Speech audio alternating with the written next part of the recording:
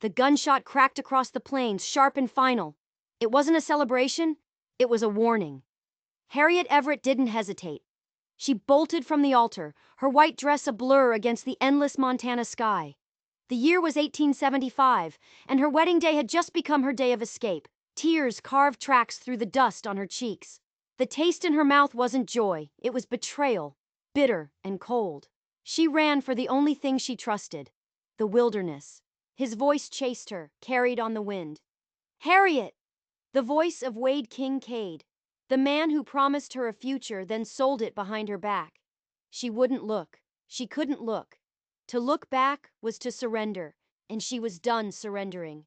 The little mining town of Silver Creek shrank behind her, a place of lies disguised as promises. Her lungs burned, her legs screamed, but the thought of that church, of that business deal dressed up as a wedding, was a terror far worse than any mountain lion or coiled rattler.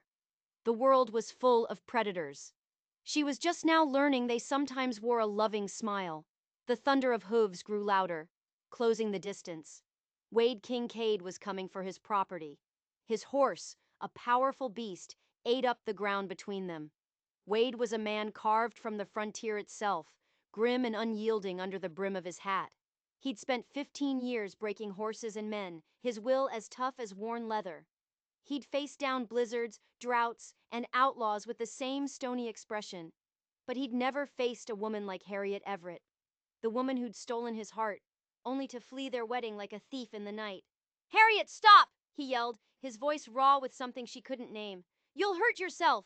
She ignored him. Her silk slippers, meant for a church aisle, were being shredded by the sharp rocks of the terrain. For 22 years she had done what she was told. First by her father, then, after her parents died, by her uncle, always following orders, never forging her own path. Wade had seemed different.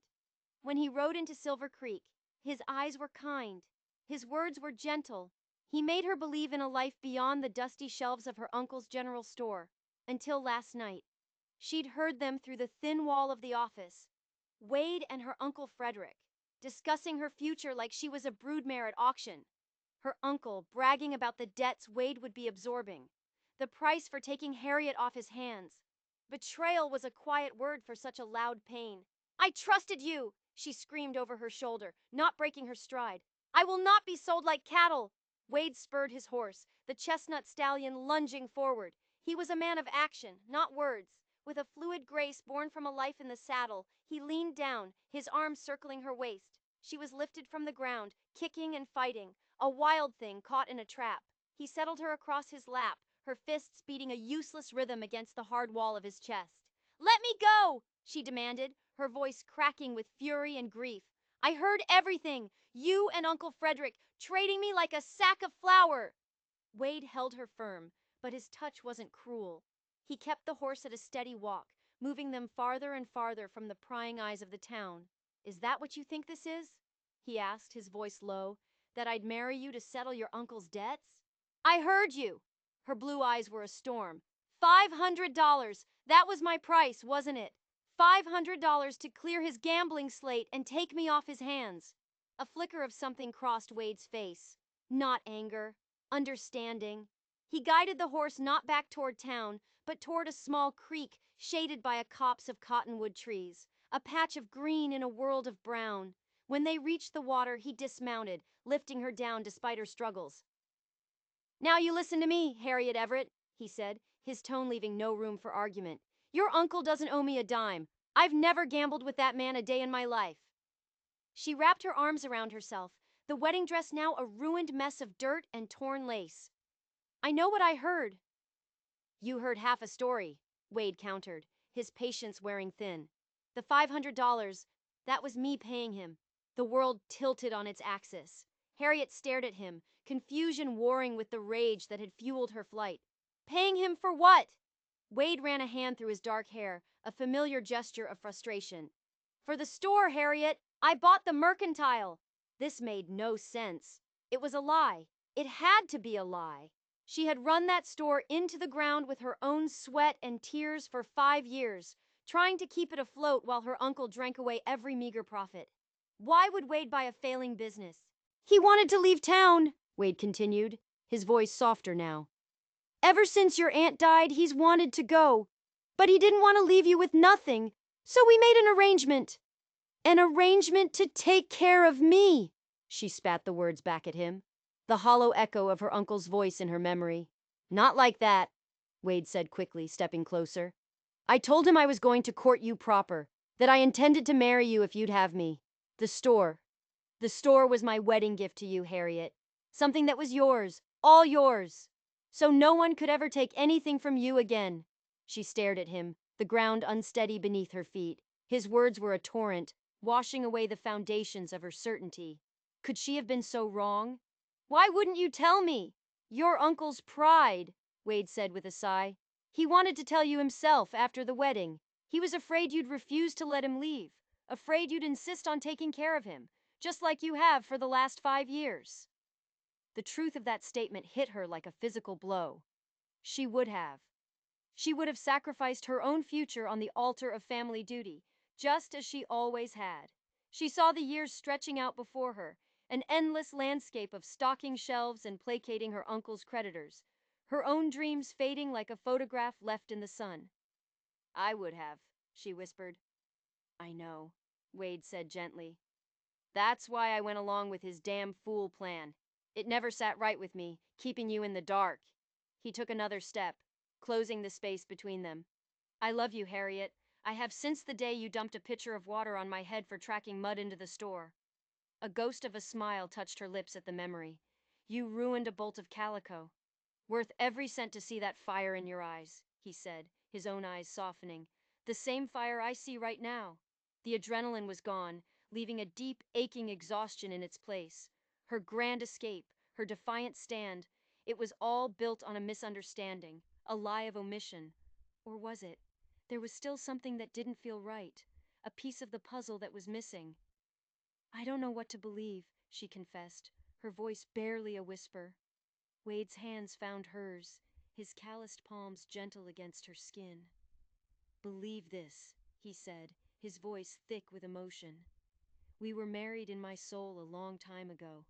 The day you stood up to Jackson Tyler for mistreating that Indian boy. The day you spent your last dollar on medicine for old Mrs. Hatcher. I knew then. I knew you were the woman I wanted to spend my life with. Tears welled again, but this time they were born of confusion, not anger. A fragile hope began to push through the cracks of her broken trust. But why, Wade? Why keep a secret that big? The store, Uncle Frederick? Because I'm a fool who thought he was doing the right thing, he admitted, his gaze unflinching. I've spent my life on the move, Harriet. I'm not a man who's good with words or complicated plans. I just know what I want, and what I want is you. Not because of some deal, not because of some debt, but because you are the bravest, kindest, most stubborn woman I have ever known. She looked into his hazel eyes, searching for the lie. She saw the worry lines etched into his face, the raw sincerity of his plea. He had been a man of integrity in this town. He'd stood up to the mining company when others were too scared. He'd defended the helpless. Could she have misjudged him so completely? But a part of her, the part that had learned to survive by trusting no one, still held back. The explanation was too neat, too simple. Men like her uncle didn't just walk away. I don't want to be owned, she said, her voice finding its strength again. Not by my uncle, not by you. I don't want to own you, Wade replied, his grip on her hands tightening slightly. I want to stand beside you, to build something with you, together. A sudden gust of wind rustled the cottonwood leaves, making them whisper secrets she couldn't understand. She closed her eyes, feeling the crushing weight of the past 24 hours.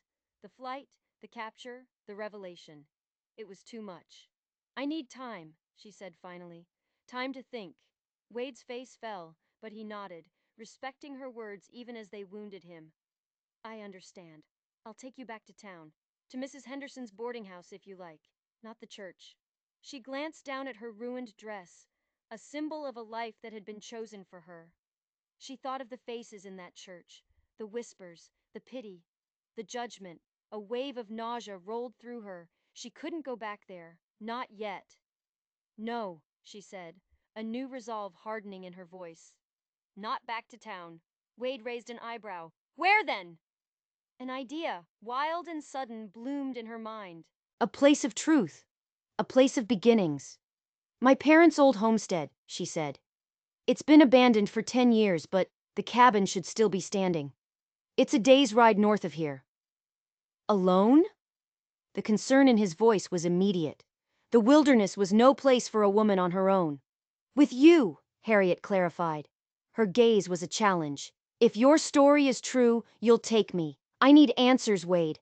And I won't find them in Silver Creek, surrounded by my uncle's lies and the town's expectations. I need to remember who I was before all this. He studied her for a long moment, reading the iron will in her eyes. This wasn't a request. It was a test. And they both knew it. He finally gave a slow nod. All right, Harriet, we'll go. But we'll need supplies. There's a trapper's cabin an hour from here. We can get what we need there. As he helped her onto his horse, her ruined dress bunched around her, a strange sense of calm settled over Harriet. For the first time in her life, she wasn't running from something. She was riding toward it. But as they turned their horses north, away from the life she knew, a cold dread coiled in her stomach. Wade's story felt true. But her uncle was a snake, and snakes always have more than one poison. She had a sickening feeling that the lie she'd run from was nothing compared to the truth she was riding toward. The trapper's cabin was tucked against a rocky outcropping, smoke curling from its stone chimney like a friendly greeting. An old mountain man named Jeremiah, with a beard as wild as the landscape, clapped Wade on the back as if he were a long-lost son. Well, I'll be, Jeremiah chuckled, his eyes crinkling as he took in Harriet's disheveled state and torn wedding dress. Finally get a woman to the altar, Kincaid, and you can't even get her through the vows. It's a long story, Jeremiah, Wade replied with a tired smile. We need supplies. Enough for a few days. We're heading up to the old Everett place. The humor vanished from Jeremiah's face. His bushy eyebrows shot up. The Everett place? Ain't nobody been up there in a decade. Folks say it's haunted by more than just memories. You sure about this, son? It's where I need to be, Harriet said, her voice firm, cutting off any protest from Wade. The old trapper looked from her determined face to Wade's concerned one and gave a knowing nod. A woman with that look in her eye is either running to something or from something. Or maybe both. Come on in. Martha will find you some proper clothes. While Wade bartered for jerky, flour, and ammunition, Jeremiah's wife, Martha, a woman with kind eyes and work-worn hands, led Harriet to a back room. Can't go chasing ghosts in that get-up, dear, she said softly, handing Harriet a simple wool skirt and a sturdy cotton blouse. Belong to my daughter. They should do. Harriet changed out of the ruined dress, folding the stained silk with a strange reverence. It was the symbol of a life she'd almost been forced into. As she pulled on the practical clothes, she felt like she was shedding a skin, leaving the old Harriet, the one who followed orders, behind in that small, dim room. When she emerged, she felt lighter, stronger, ready. They set out again as the sun began to dip, casting long shadows across the rolling hills. Wade had acquired a gentle mare for her, and they rode side by side, the silence between them less tense now, more thoughtful. The beauty of the land was stark and unforgiving, but Harriet felt a connection to it, a sense of belonging she never felt inside the walls of the store. As dusk settled, they made camp in a small, sheltered hollow by a stream. While Harriet gathered firewood, she watched Wade.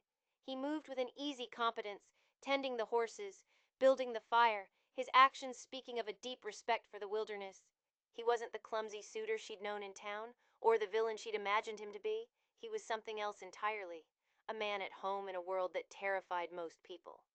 You're staring, he said, not looking up from the simple meal of beans and salt pork he was cooking over the fire. She felt a flush of heat on her cheeks. I'm trying to figure out who you are. He finally looked at her then, the firelight dancing in his eyes, carving shadows on his face. I'm the same man I've always been, Harriet. Imperfect, sometimes a damn fool, but I'm honest where it counts. And where does it count? She asked, her voice soft. Keeping my word, protecting those who need it. He paused, his gaze intense. And loving you. The raw honesty of it left her breathless. It wasn't a flowery poem. It was a simple, hard fact, stated as plainly as the existence of the stars beginning to prick the darkening sky. She had no answer for it.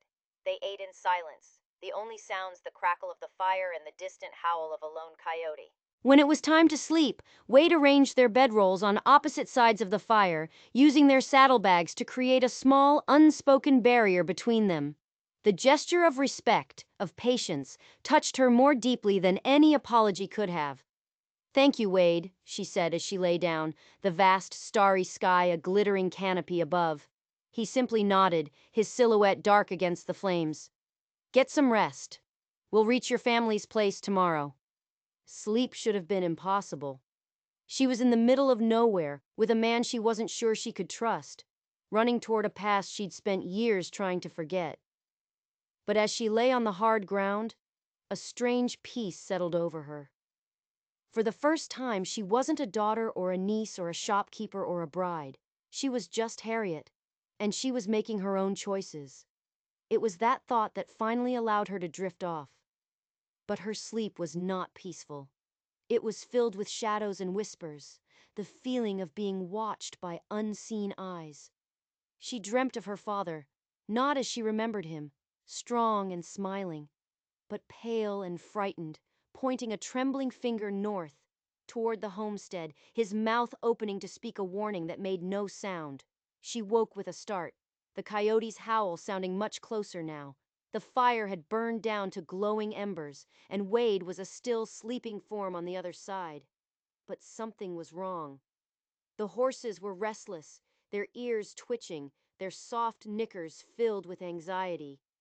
Harriet sat up, her heart pounding a frantic rhythm against her ribs, and then she saw it. Just beyond the ring of firelight, at the edge of the darkness, a pair of eyes glinted back at her, and then another pair.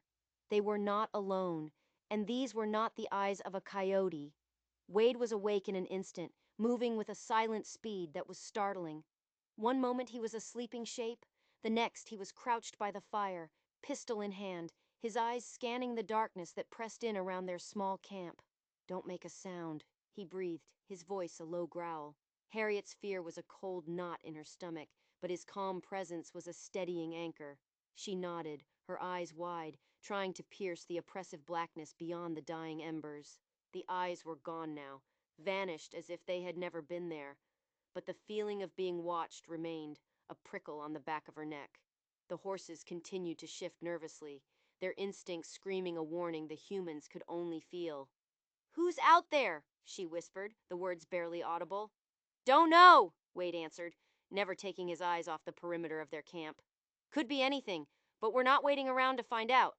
In minutes, they had broken camp, their movements swift and efficient in the pre-dawn gloom. They didn't risk relighting the fire. They saddled the horses, packed their meager supplies, and mounted up, melting into the shadows just as the first hint of gray lightened the eastern sky. They rode hard for an hour, pushing the horses, putting as much distance as possible between them and the unseen watchers. Only when the sun was fully up did Wade slow their pace. He reined in his horse on a high ridge, his gaze sweeping back over the land they had just crossed. "See anything?" Harriet asked, her mare coming to a stop beside his. "No, but that doesn't mean they're not there." His face was grim. "Jeremiah was right to be worried. This land has gotten meaner since I was last through here." The incident had changed something between them. The fragile truce, the careful distance, had been shattered by a shared threat. Now they were partners in survival, their personal drama dwarfed by the immediate danger of the wilderness. Or what they thought was the wilderness. Harriet had a chilling thought. "Wade, do you think they were following us?" He was silent for a long moment, considering it. "It's possible. Your uncle has some unsavory friends, men he owes money to. Maybe he sent them to bring you back." The idea made her blood run cold. Her uncle, the bumbling, pathetic drunk, suddenly seemed far more sinister. Was he desperate enough to send men after her?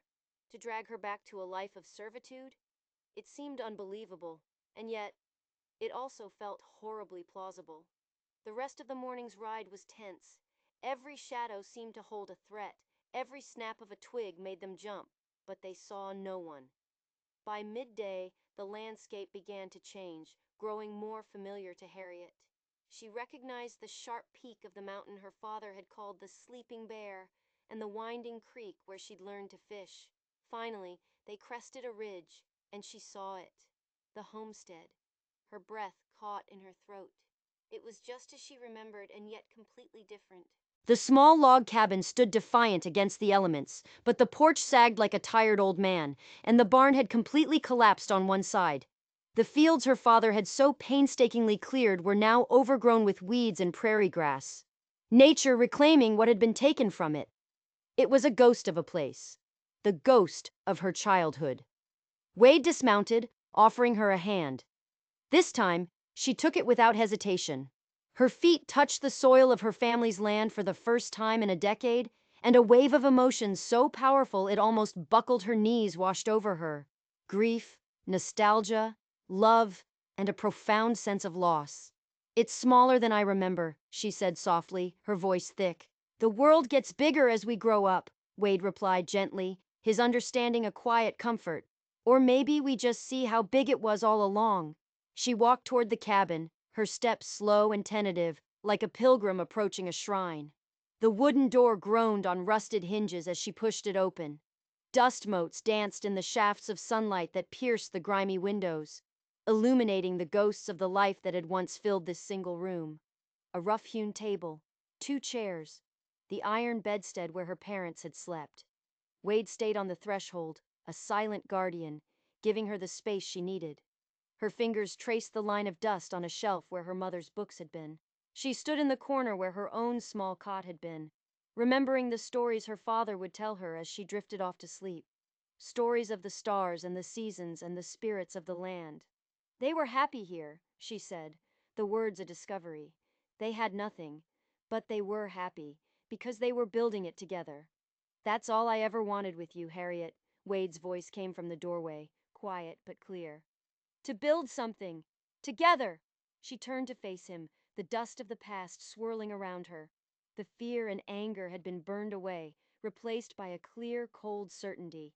She had been a fool, not for running away, but for not seeing the truth that was right in front of her. But there was still one more piece. One more question. "Wade," she began, her voice steady, "you told me you met my father, that he helped you when you were a boy on a cattle drive." "That's right," he said, his expression open. "Was that the only time you knew him?"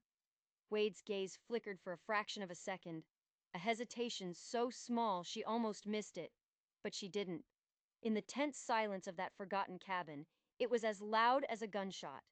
He hadn't told her the whole story, and Harriet suddenly knew, with a certainty that chilled her to the bone, that the secret he was still keeping was far more dangerous than her uncle's debts.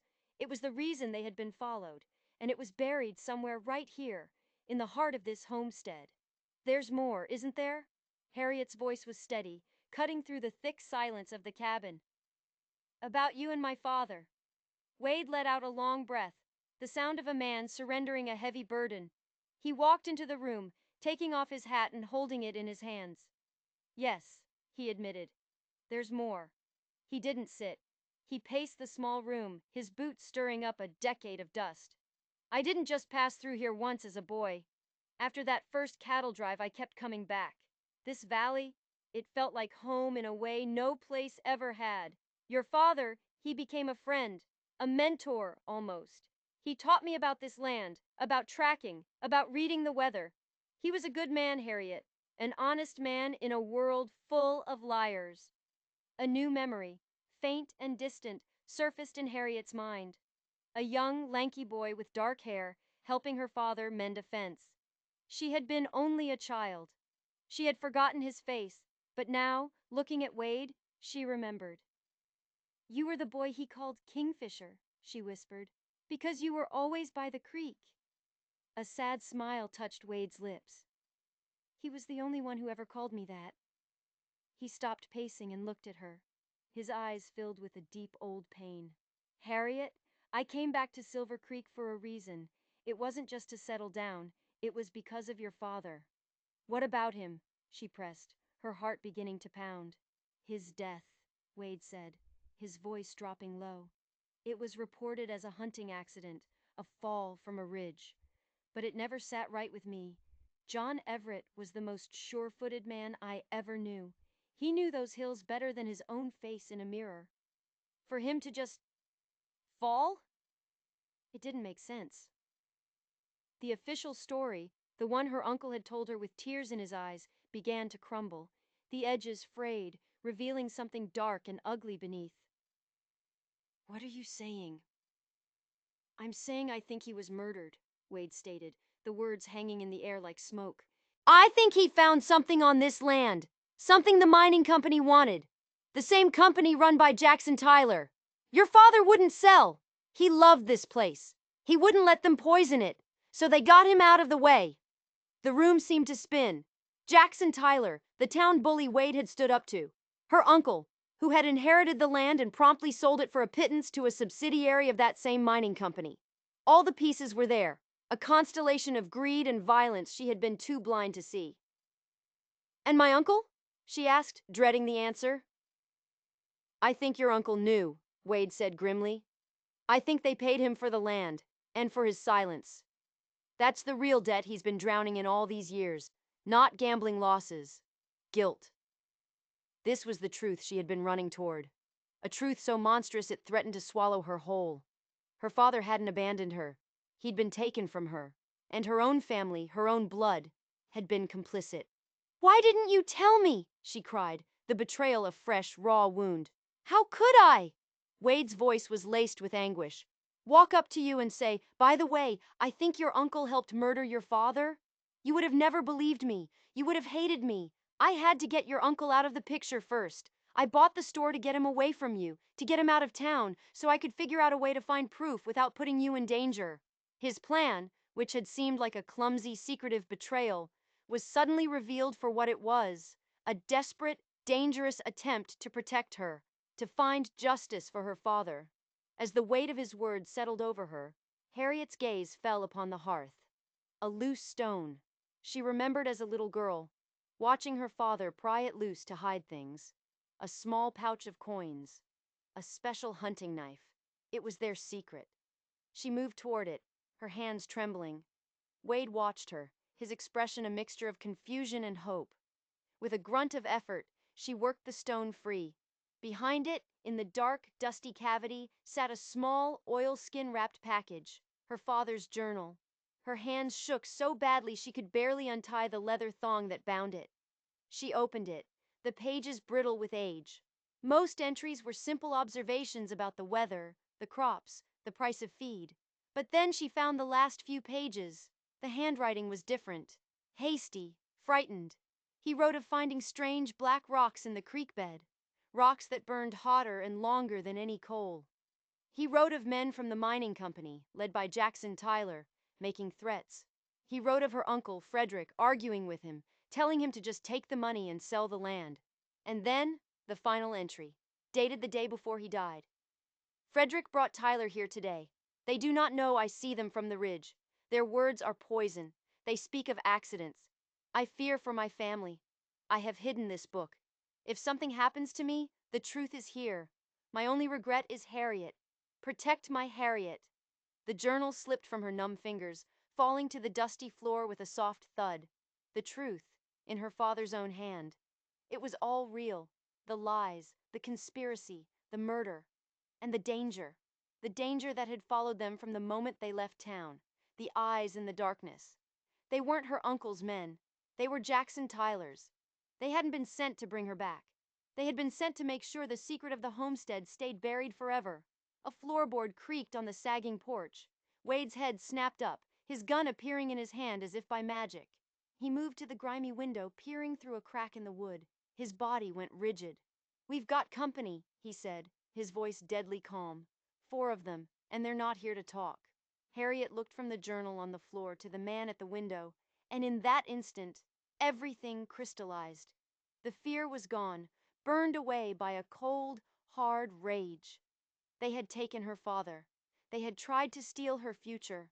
They would not take another thing from her. She picked up the heavy iron poker from beside the hearth. "They wanted this land," she said, her voice a low, dangerous whisper.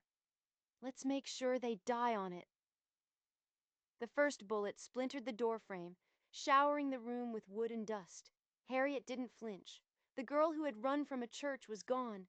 In her place was John Everett's daughter, and this was her land. Stay away from the windows, Wade ordered, his voice tight as he knelt beside the wall, his pistol aimed at the door. They'll try to pin us down! Another shot rang out, this one shattering the remaining glass in the window pane. Harriet dropped to the floor, crawling on her hands and knees to the other side of the cabin, the heavy iron poker clutched in her hand. The small one-room cabin that had been her childhood sanctuary was now a trap, a coffin. There's a back way, she said, her mind racing, dredging up long-forgotten memories. A root cellar. The door is under that loose floorboard in the corner. Wade risked a glance, his eyes following her pointed finger. Can we get out through it? It leads to a crawl space under the cabin. The exit is on the far side, hidden by the woodpile. It was a desperate chance, but it was their only one. Staying here meant certain death. All right, Wade said, his mind working fast. When I give the signal, you go. I'll cover you. No, Harriet said, her voice unyielding. We go together. He looked at her, about to argue, but he saw the iron resolve in her eyes. This was not the woman he had chased across the prairie. This was his partner. He gave a sharp nod. Okay, on 3. He took a deep breath. 1, 2. He didn't get to 3. A heavy boot slammed against the old wooden door, making it shudder on its hinges. Another kick, and the rotten wood splintered. They were coming in. Now, Harriet, go! Wade yelled, firing 2 quick shots through the splintering door. Harriet scrambled to the corner, her fingers fumbling with the ring pull on the trapdoor. It was stuck, swollen with a decade of damp and disuse. She pulled with all her might, her muscles screaming in protest. Outside, a man screamed in pain, followed by a volley of angry gunfire that ripped through the thin cabin walls. With a final desperate heave, the trapdoor ripped free. A wave of musty, earthy air rose from the darkness below. Wade, it's open! She shouted. He fired his last 2 rounds, then scrambled across the floor toward her as the main door finally burst inward, revealing the silhouettes of 3 men against the bright afternoon sun. Get in! Wade shoved her toward the opening. Harriet dropped into the cellar, landing on the soft dirt floor. Wade was right behind her, pulling the heavy trapdoor closed, just as a bullet tore through the wood where his head had been seconds before. They were plunged into near-total darkness, the only light filtering through the bullet holes and cracks in the floorboards above. They could hear the men moving around in the cabin, their heavy boots thudding on the wood, their voices rough and angry. They're not in here, one of them shouted. Check for a cellar! They had seconds. Wade grabbed her hand, his touch firm and reassuring in the suffocating darkness. This way, Harriet whispered, leading him by memory toward the crawlspace opening at the back of the small cellar. It was a tight squeeze, a narrow tunnel of dirt and rock, but they wriggled through, emerging into the cramped, spiderweb-filled space under the cabin. Above them, they heard a loud crash as the men kicked open the trapdoor. They're down here! I see the tunnel! Panic seized Harriet, a cold, primal fear that threatened to paralyze her. But Wade's hand tightened on hers. Keep going, he urged, his voice a calm anchor in the storm. You know the way. She did. She crawled forward, the rough ground scraping her hands and knees, the ghosts of her childhood games of hide and seek guiding her through the darkness. She could hear the men scrambling behind them, their progress slower in the unfamiliar space. Finally, she saw it. A faint sliver of light. The exit. She pushed at the loose rocks and rotten logs that concealed the opening, her breath coming in ragged gasps. They gave way, and she tumbled out from under the cabin into the tall grass behind the old woodpile, blinking in the sudden sunlight. Wade was right behind her. They were out, but they weren't safe. The barn. The collapsed, ruined barn stood 50 yards away. If they could make it there, they would have better cover. Run, Wade said, and they ran. They burst from the cover of the woodpile, sprinting across the open ground. A shout from the cabin told them they'd been spotted. A gunshot whizzed past Harriet's ear, so close she felt its heat. She didn't look back. She just ran, her lungs on fire, her legs pumping, Wade's hand on her back, urging her forward. They dove through the wide, doorless opening of the ruined barn, just as another bullet slammed into the wood beside them. They collapsed behind a pile of rotted hay, gasping for air, their hearts hammering against their ribs. They were trapped again, but this time they were on familiar ground, her ground. Wade was reloading his pistol, his movements economical and swift. How many did I hit? Harriet asked, peering through a crack in the barn wall. One for sure, Wade said grimly. So there are 3 left, and they know exactly where we are. Harriet's eyes scanned the interior of the barn. The hayloft above was mostly intact. Old ropes, brittle with age, still hung from the rafters. A rusty pitchfork leaned against a stall. It wasn't an arsenal, but it was something. I have an idea, she said, a desperate plan forming in her mind. But I'm going to need a distraction. Wade looked at her, then up at the hayloft, and a slow smile spread across his face. It was a grim, dangerous smile, but it was filled with respect. And something else. Pride. I think I can manage that, he said. Just be ready. He took a deep breath, then burst from behind the hay, firing toward the cabin and letting out a defiant yell.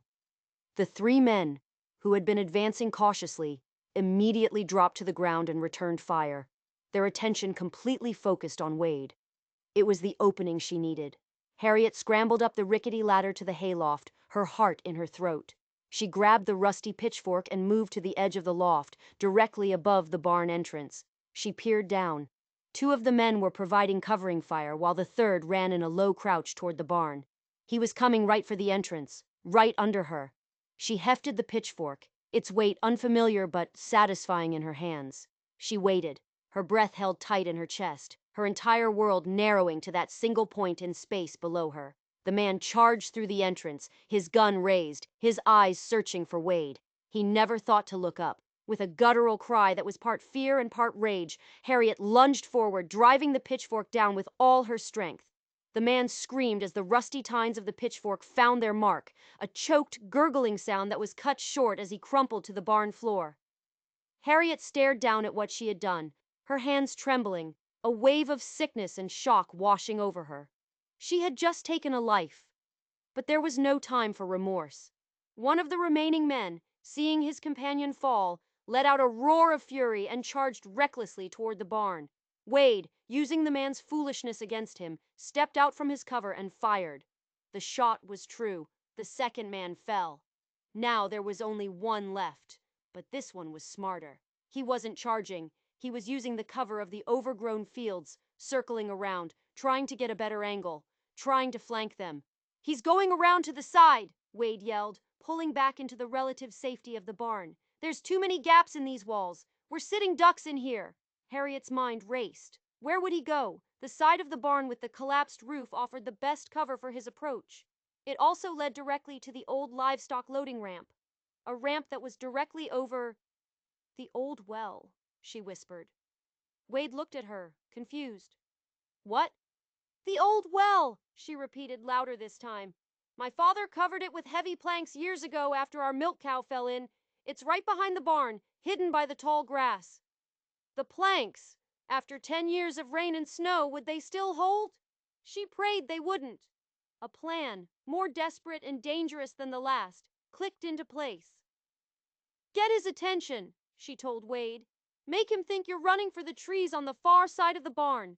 He'll cut across the back to head you off. He'll run right over it. It was a wild gamble. If the planks held, Wade would be caught in the open. If they didn't, their last attacker would be taken care of. Wade didn't hesitate. He trusted her. He trusted her knowledge of this place.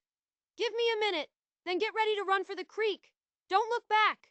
He met her eyes for a split second, 1,000 unspoken words passing between them. Then he was gone, running out the back of the barn, making a show of it, a clear target breaking for the distant tree line. As expected, the last gunman emerged from the tall grass, a cruel smile on his face as he saw what he thought was his prey fleeing in desperation. He raised his rifle, taking his time to aim, but instead of firing, he started running, moving to cut Wade off, his path taking him directly across the patch of overgrown weeds that concealed the old well. Harriet held her breath. The man took 1 step onto the hidden cover, then another. The old wood groaned in protest. On his 3rd step, there was a sharp, cracking sound, and the world seemed to fall away beneath him. He vanished from sight with a single, terrified scream that was abruptly cut off, followed by a sickening final splash from deep within the earth. Silence. The battle was over. Harriet stumbled out of the barn, her legs weak and unsteady. Wade was already there, peering down into the dark circular hole. He looked up at her, his face pale but his eyes shining with a fierce protective light. They were alive. Against all odds, they had survived. They stood there for a long moment in the sudden, shocking silence, the prairie wind whispering through the grass around them, the smell of gunpowder sharp in the air. The bodies of the men who had come to kill them lay still and silent, grim monuments to the violence of the day. Harriet looked at the cabin, her childhood home, now riddled with bullet holes. She looked at the barn, the site of her first kill. This place of happy memories was now tainted, soaked in blood and violence. But it was still hers. More hers now than ever before. She had fought for it. They had fought for it. Wade walked over to her, his movements slow and tired. He gently took the poker from her unresisting hand, its iron cool against her skin. He didn't say anything. He just wrapped his arms around her, pulling her into an embrace that was both fierce and tender. Harriet buried her face in his chest, the adrenaline finally giving way to a bone-deep exhaustion and a profound, shuddering grief. Not just for the men she had helped kill, but for her father, for her lost innocence, for the simple life that had been stolen from her. She cried until she had no tears left. When the storm of emotion finally passed, she looked up at Wade. "It's not over," she said, her voice raw. "This isn't just about them. It's about Jackson Tyler and my uncle." "I know," Wade said, his jaw set in a hard line. "They can't be allowed to get away with this. They couldn't stay here. Tyler would send more men when these ones didn't return. They had to go back. Back to Silver Creek. Not as victims, running for their lives, but as accusers, armed with the one thing more powerful than any gun: the truth." Harriet walked back to the cabin and retrieved her father's journal. She wrapped it carefully in its oilskin pouch and tucked it safely in her saddlebag. It was her father's last will and testament, and it was their weapon. They didn't bury the bodies. They left them for the vultures, a grim warning for any who might follow. They took the men's horses and ammunition, then mounted their own. As they rode away from the homestead, Harriet didn't look back. The past was behind her. The future was an uncertain, dangerous road. But this time, she wasn't riding it alone. They rode into Silver Creek just as the sun was setting, painting the sky in defiant strokes of orange and red, the color of fire and blood. They didn't sneak in the back way. They rode straight down the middle of the main street, the 3 extra horses trailing behind them. A clear and undeniable message. Townsfolk stopped and stared, their faces a mixture of shock and confusion. They saw Harriet Everett, the runaway bride, dressed in borrowed clothes, her face smudged with dirt and streaked with tears. They saw Wade Kincaid, his expression as hard as granite, his hand never straying far from the pistol on his hip. They looked like survivors of a war. They rode directly to the sheriff's office. Sheriff Miller was a portly man who preferred a quiet life, a man who had a habit of looking the other way where the powerful mining company was concerned. Tonight he would have no choice but to see. Wade threw a rifle taken from one of the dead men onto the sheriff's desk. It clattered loudly in the quiet office. "There's been some trouble out at the old Everett homestead, Sheriff," Wade said, his voice dangerously calm. "4 men ambushed us. They won't be troubling anyone ever again." The sheriff's face went pale. "4 men? Who were they?" "Hired guns for Jackson Tyler," Harriet said, her voice ringing with a clarity and strength that made the sheriff sit up straight. "They came to kill us and bury a secret, the secret of how my father really died." She placed the oilskin-wrapped journal on the desk next to the rifle. "This was my father's. It tells the whole story, how Jackson Tyler and my uncle, Frederick Everett, conspired to murder him for his land." Sheriff Miller stared at the journal as if it were a coiled snake. This was the moment he had always dreaded, the moment he would have to choose between his comfortable, quiet life and the law he was sworn to uphold. "Now, Harriet," he started, his voice placating, "those are serious accusations." "And we have proof," Wade cut in, his patience gone. "The bodies are at the homestead. These men worked for Tyler. Everyone in town knows it. And Frederick Everett is a coward who's been living on blood money for 10 years. You know it's true."